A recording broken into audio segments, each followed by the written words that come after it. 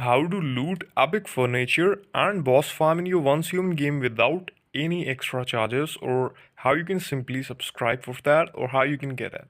For this, I'm on an official website with the gamer, and here I'm going to show you.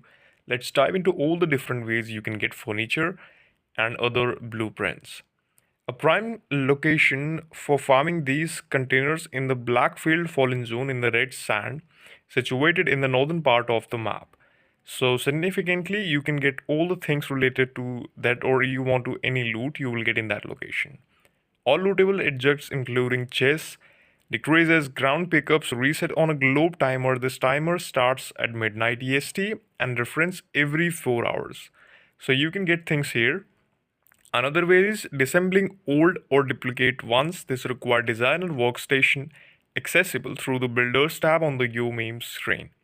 So this formula also can work to get blueprints. To get started, approach the workstation and press G to disassemble the blueprints. After that, exit the menu and press F.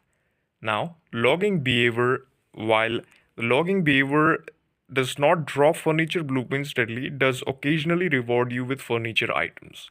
This is how you can get it. Thank you so much for watching.